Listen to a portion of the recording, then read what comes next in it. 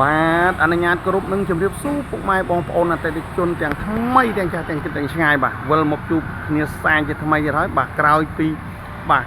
មកពីប៉ុនប្រពៃណីជាតិខ្មែរយើងបាទគឺប៉ុនចូលឆ្នាំបាទពុកម៉ែបងប្អូនបាទអញ្ចឹងសម្រាប់ពុកម៉ែបងប្អូនដែលមានតម្រូវការឡានបាទជិះជាលក្ខណៈគ្រួសារឬក៏ចង់បានប្រភេទឡានអាជីវកម្មបាទនេះពុកម៉ែបងប្អូនបាទគឺប្រភេទ Grand Starrex បាទពុកម៉ែបងប្អូនបាទ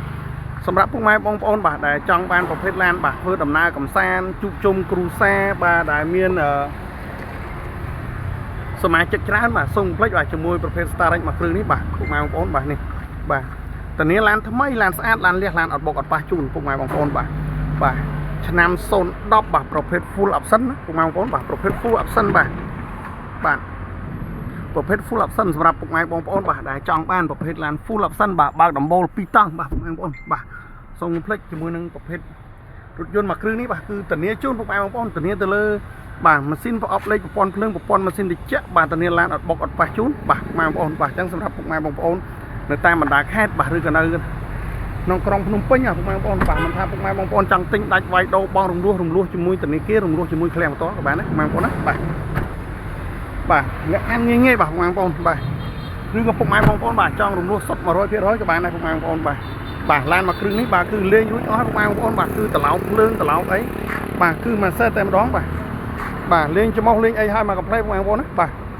លេងច្រមុះលេងអីហើយបាទអ៊ីណុកបាទនេះអ៊ីណុកនេះគឺមកកំ pl តែម្ដងអញ្ចឹងពុកម៉ែបងប្អូនដែលមានតម្រូវការប្រភេទឡានបាទStarrexបាទសូមកំ pl បាទពុកម៉ែបងប្អូនបាទ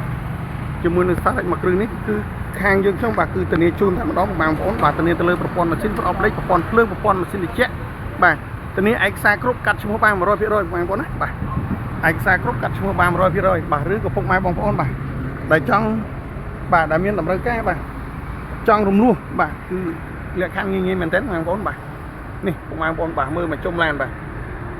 ធានាឡានអត់មានបកមានដូរអញ្ចាំងដូរអីទេបាទគឺមួយគ្រឿងនេះគឺធានាជូនពុកម៉ែបងប្អូនតែម្ដងបាទប្រភេទ full option ពុកម៉ែបងប្អូនណាបាទបាតខាងក្រោមនេះគឺនៅខ្ចីបងប្អូនបាទ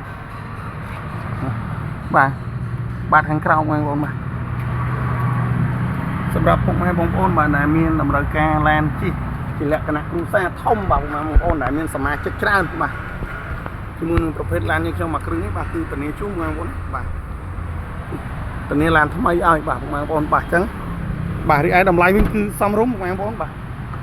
តម្លៃធូរបាទពុកម៉ែបងប្អូនបាទអញ្ចឹងសម្រាប់ពុកម៉ែបងប្អូនដែលមានតម្រូវការបាទរស់រាន់ឡើងបាទអរគុណច្រើនពុកម៉ែបងប្អូនសម្រាប់ការតាមដាន